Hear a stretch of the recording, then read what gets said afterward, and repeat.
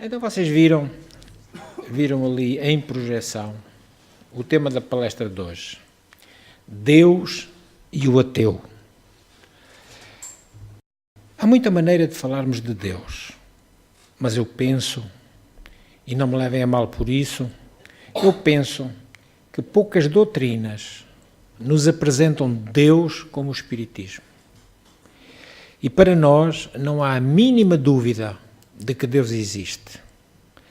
Então é uma pergunta, sobretudo para aqueles que ainda gostam de fazer grandes conjecturas filosóficas, é uma pergunta que ainda baila na mente de muitas pessoas. Criaturas que se dizem agnósticas, descrentes de Deus, pessoas que têm ideias muito próprias a respeito do Criador, como se a harmonia que a tudo rege, tudo dirige, não nos dissesse em altos brados que há uma ideia diretriz que comanda o universo. Não era possível. Tudo isto que nós vamos, através da ciência, apercebendo-nos, que andasse tudo à matroca, tudo de qualquer jeito, tudo de qualquer maneira. Era, de certeza absoluta, impossível. Porque nós podemos perguntar, quem é que estabelece a rota dos astros no infinito?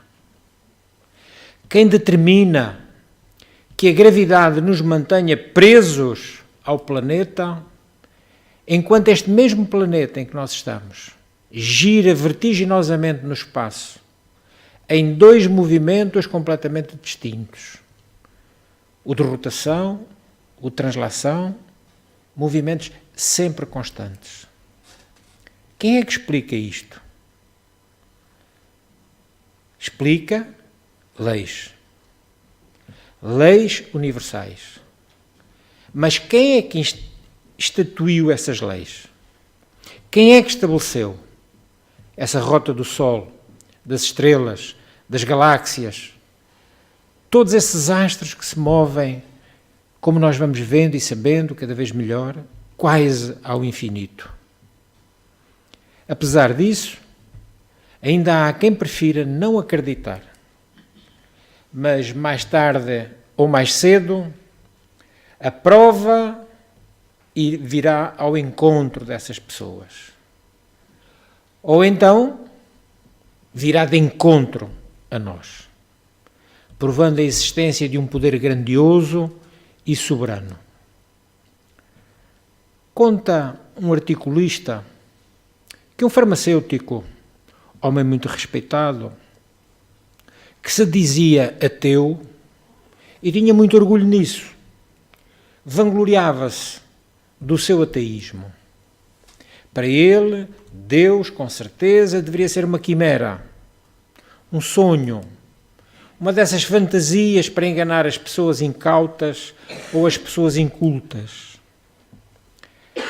Talvez para acreditarem aqueles mais desesperados que necessitassem de consolo ou até mesmo de esperança. E esse farmacêutico, um dia, já quase no crepúsculo do fim de tarde, viu que na sua farmácia entrou uma garotinha. Era loira, de tranças, e trazia um semblante de muita preocupação. Estendeu uma receita médica e pediu ao farmacêutico que preparasse o produto. Aquele farmacêutico, embora ateu, não deixava de não ser um homem sensível e emocionou-se ao verificar o sofrimento daquela criança, que enquanto ele se dispunha a preparar a fórmula, essa criança assim se expressava: por favor, ande rápido. O médico disse que a minha mãe precisa com muita urgência dessa medicação. E aquele homem, hábil no desempenho da sua tarefa, era muito bom no seu ofício, preparou a fórmula, recebeu o pagamento e entregou o embrulho, o pequenino embrulho à menina, que saiu apressada, quase a correr. Ele retornou à sua zona de preparação dos medicamentos, dispôs-se a arrumar as prateleiras recolocar nos lugares os frascos dos quais retirar os ingredientes para aviar a receita, e foi quando ele deu conta, completamente estarrecido, cometera um terrível engano. Em vez de usar uma certa substância medicamentosa, usara a dosagem de um violento veneno, capaz de causar a morte a qualquer pessoa. As suas pernas tremeram. O coração bateu descompassado. Correu para a rua, olhou em todas as direções, mas nem sinal da menina. Onde agora ele poderia ir procurá-la? O que é que ele podia fazer?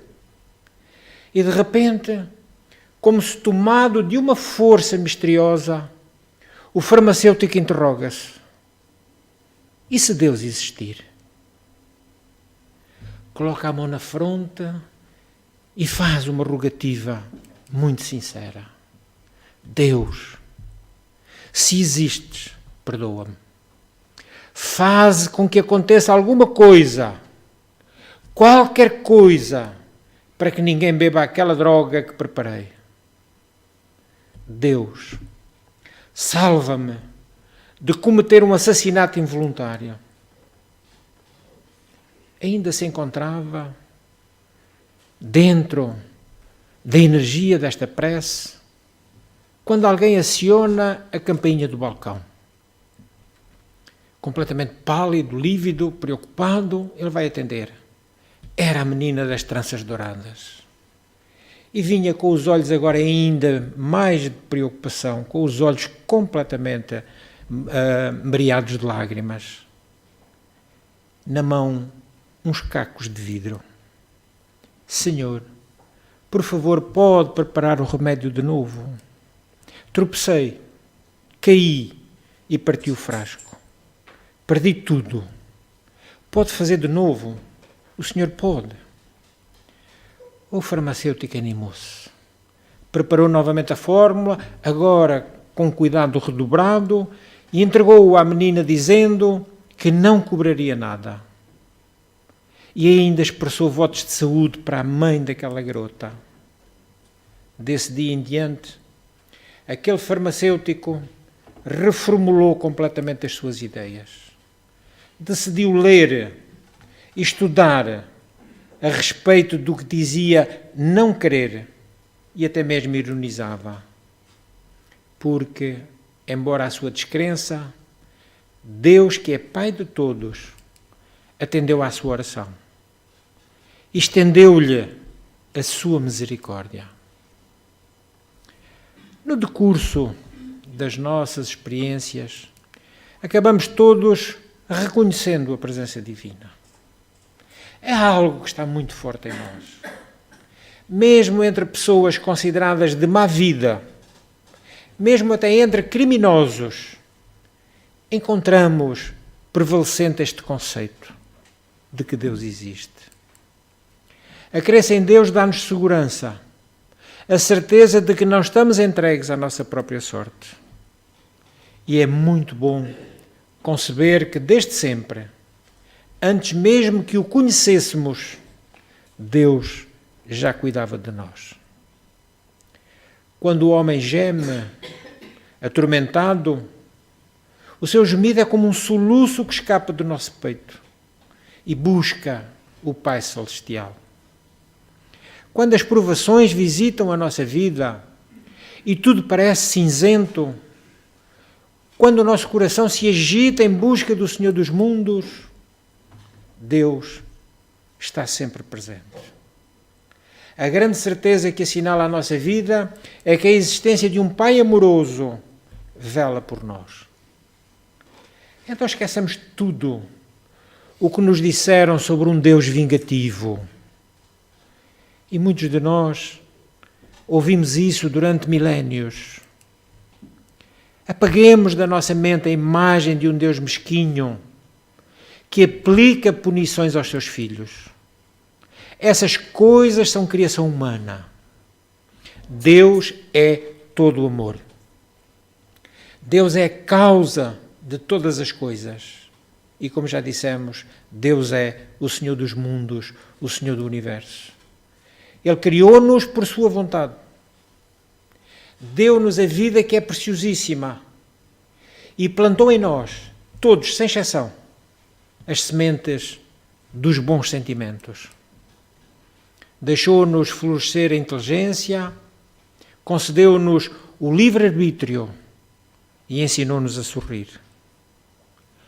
Ao longo dos milénios, esse divino amor vem-nos seguindo. Acompanha a nossa trajetória. Ele é testemunha dos nossos erros, mas também dos nossos acertos. E sem nenhuma pressa, aguarda. Porque Deus é paciente. E nessa paciência, Ele aguarda. Ele espera o fim de nosso tempo de tempestades. Que acabe a nossa turbulência íntima. Porque Ele sabe que é passageira essa época atormentada, em que ainda não sabemos domar os nossos maus instintos. Não sabemos controlar a nossa mente. Não sabemos ainda ser felizes porque entendemos mal as coisas do Espírito. Ele sabe que nós todos estamos em plena era de descobertas. A cada dia vamos descobrindo coisas novas. Se nos preocuparmos em lidar com as coisas espirituais, aprendê-las todos os dias, a vida nos traz coisas novas. E então Ele é muitíssimo paciente com os filhos, que somos nós, muitas vezes agindo como crianças tolas, embora, na grande maioria das vezes, homens e mulheres maduros. Deus está ao nosso lado, sim. E para ver os sinais dessa presença grandiosa, vamos quase servir-nos um pouco de poesia. Para nós vermos essa presença grandiosa, basta aprender o grande livro da natureza. Cada estrela que reluz no céu é um recado de Deus.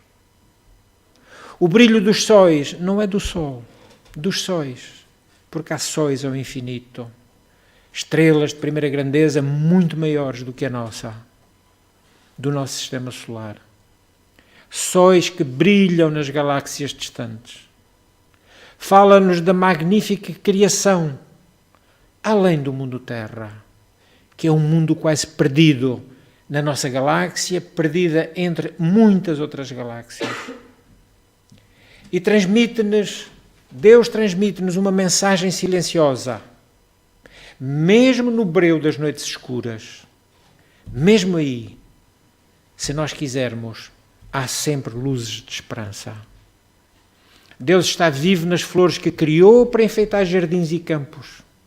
Girassóis, lírios, rosas, margaridas. Todas essas flores traduzem o caminho divino para todos nós. E se Deus veste assim tão ricamente as flores, como Ele não iria fazer muito mais por nós próprios, as suas criaturas? Encontramos Deus na cantoria dos passarinhos, na brisa que agita os nossos cabelos, no espetáculo do mar, onde o sol também ele rebrilha com uma beleza infinita. Tudo isto é Deus sussurrando uma mensagem de beleza e harmonia aos nossos ouvidos, às vezes cansados. Não deixa, contudo, de ser um hino de esperança. Então não demoremos mais. Vamos abrir a janela da nossa alma para Deus. Ele está, se nós quisermos, no templo do nosso coração. Não é mais nos templos de mármore, nos templos grandiosos, suntuosos. Não. É no nosso coração.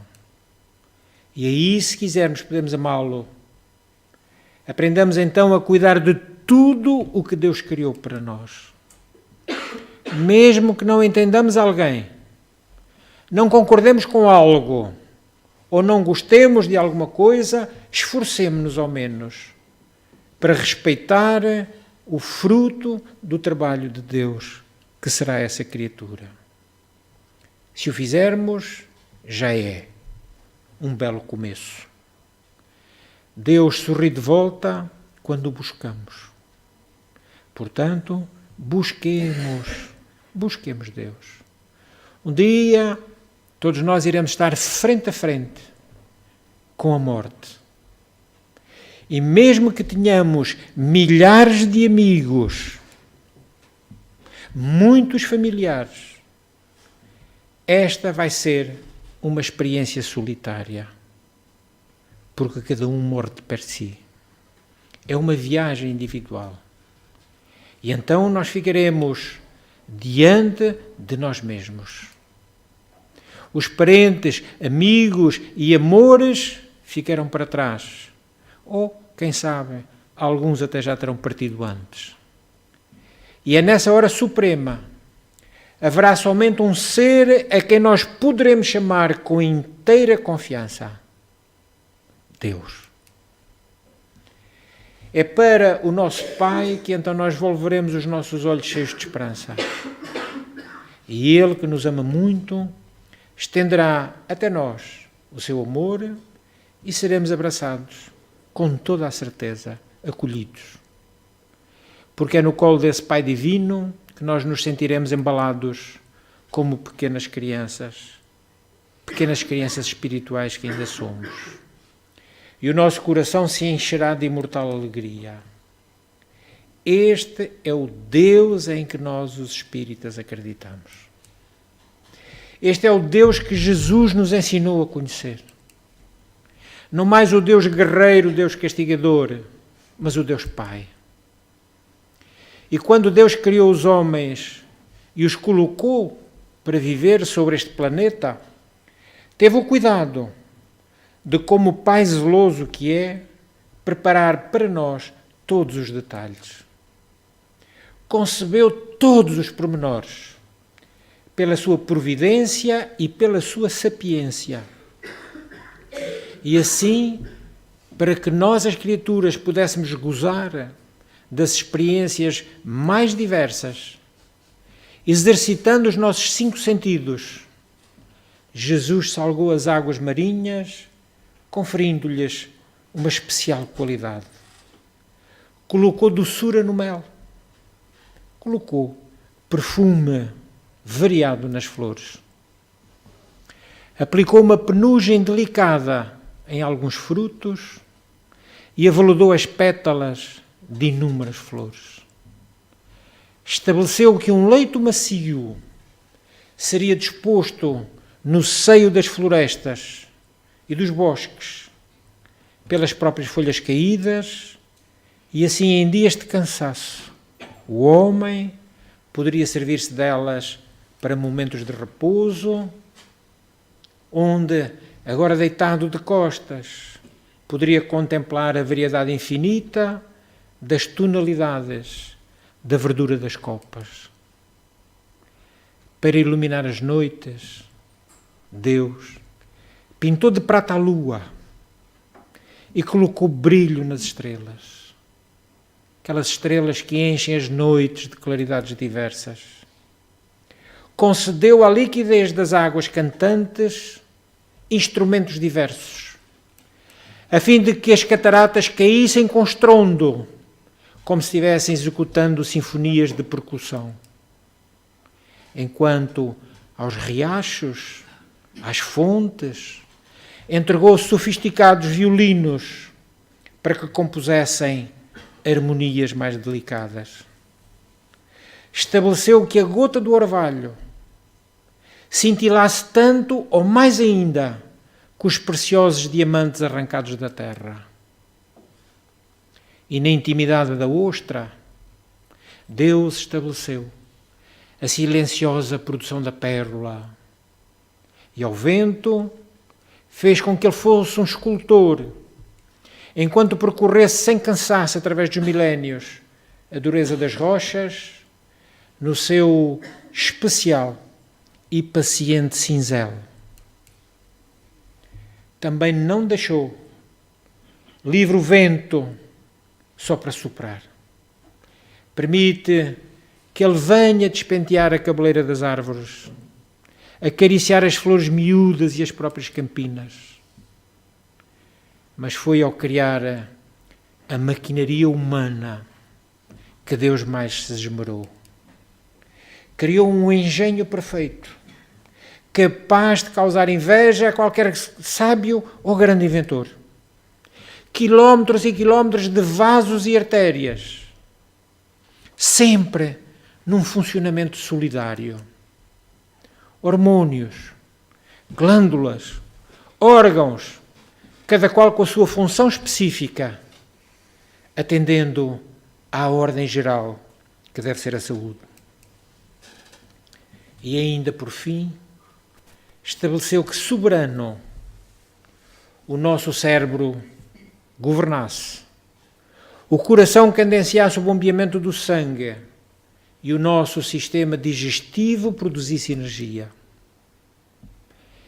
E, por fim, para que os seus filhos não pudessem alegar a ignorância de sua presença, instalou no ser espiritual que somos a sua própria essência imortal. E gravou, de uma forma indelével, que não há como tirar, as suas leis na nossa consciência. E a cada um legou um destino final, onde todos chegaremos à perfeição. Isto só é possível quando temos por Pai um Pai divino amoroso. Porque Ele previu que em alguns momentos nós, os seus filhos, distantes do lar paterno, quando dele nos afastamos, poderíamos sentir-nos acabrunhados e tristes.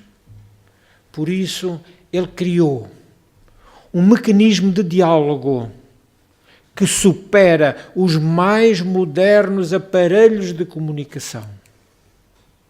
Nada há que se possa comparar ou até mesmo superar os fios do nosso pensamento. O nosso pensamento que atravessa o espaço com mais velocidade do que a luz e que recebem de retorno imediato de quem sempre se encontra a postos em atenciosa prontidão. Deus é-nos apresentado então como infinito nas suas qualidades, único, perfeito, muito além do que possamos conceber nós, porque ainda filhos limitados e imperfeitos.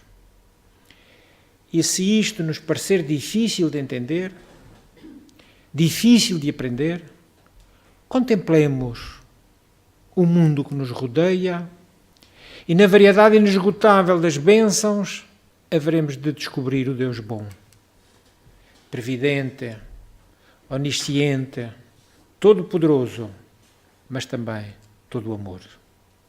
Este, repetimos, é o Deus em que nós acreditamos. Apesar de existirem variedíssimas religiões que ainda continuam acreditando num Deus vingativo, guerreiro, castigador, e portanto criaram, em função dessa crença, a necessidade do perdão. Para tanto e para eles, basta rezar, confessarem-se e logo estão perdoados. Outros interrogam-se, às vezes na dúvida, na tristeza, na agonia. Que mal fiz a Deus para merecer tanto castigo?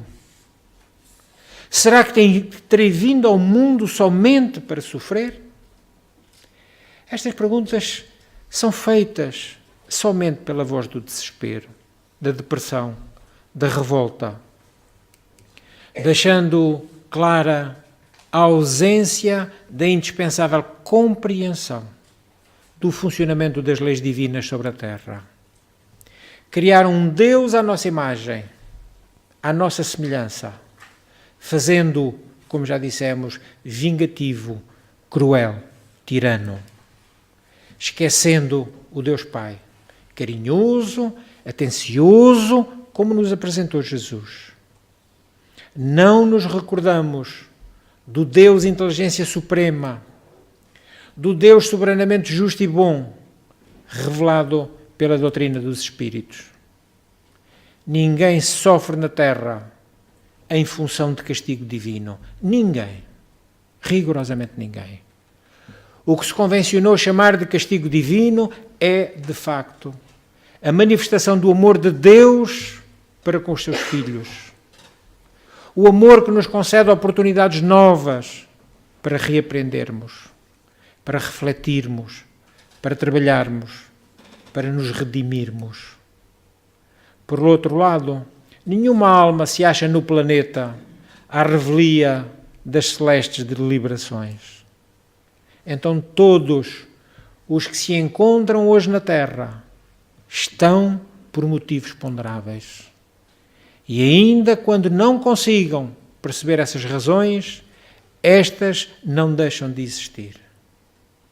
É importante então desenvolvermos a consciência de que tudo o que sofremos durante a vida corporal tem um grave e justo motivo perante as leis de nosso Pai. E nunca, em nenhuma circunstância, porque Deus está zangado e se quer vingar de nós. Vingar-se através de severos e dolorosos castigos. Cumpre-nos então esforçarmos-nos para o amadurecimento do intelecto e também do nosso senso moral, de maneira que passemos a refletir melhor sobre a ação de Deus em nosso campo de provações. Provações não são manifestações de um Deus cruel, provocador, conforme o pensamento imaturo ainda pode acreditar. As provas são experiências requeridas por nós próprios, ou aceites por nós, que têm por objetivo proporcionar o nosso crescimento espiritual. E as expiações nada mais são do que acertos que fazemos com as leis que infringimos. Se eu retiro alguma coisa do seu sítio próprio, eu gero a consequência de ter que o recolocar no seu lugar original. Se estrago, se eu firo, se eu rompo alguma coisa, eu gero, consequentemente, a obrigação, que é apenas minha, porque foi eu que o fiz, de consertar, curar e restaurar.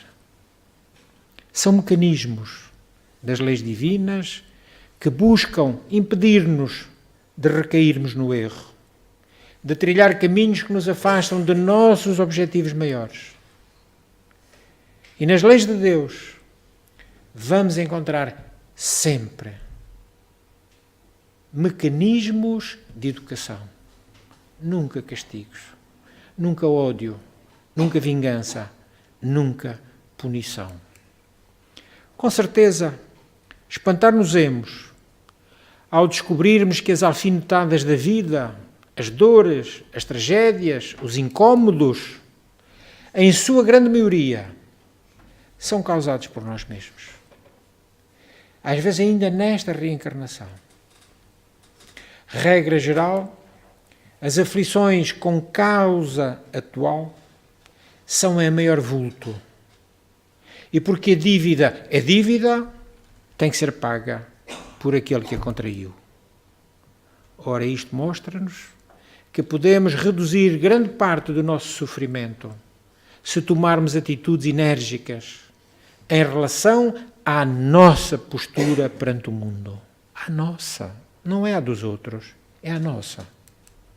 Deus dá-nos os meios de o conseguirmos, pois além de não desejar o nosso mal, Deus quer a nossa felicidade, quer que alcancemos a nossa maturidade espiritual.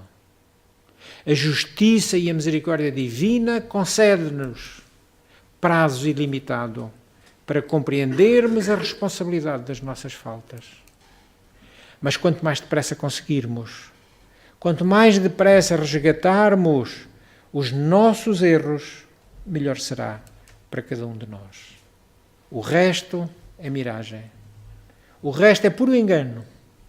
Engano que às vezes deixamos que seja feito pelos nossos sentidos, tão limitados. São ilusões que acabam em completa desilusão. Deus é o nosso supremo arrimo. Deve ser sentido nas nossas almas. das nossas almas que nós devemos libertar de toda a maldade humana. Deus deve ser auscultado em nossos corações, mas somente quando nós estivermos com os nossos mesmos corações livres de sentimentos mesquinhos. Deus deve ser compreendido pela nossa razão esclarecida, pela própria fé da nossa razão, não uma razão dogmática. Essa já não tem mais valor para nós. Aceitaremos aquilo que a nossa mente consegue compreender. Em qualquer lugar e a qualquer hora, Deus deve estar presente nas nossas vidas, a fim de que sejamos sempre fraternos, mais amigos, menos egoístas, e assim ficarmos em condições de vencer galhardamente o próprio sofrimento, quando ele se apresente. Deus é uma muralha intransponível aos ataques traiçoeiros do ateísmo.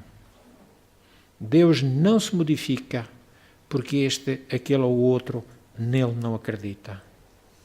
Deus é força permanente, mantendo o equilíbrio do universo.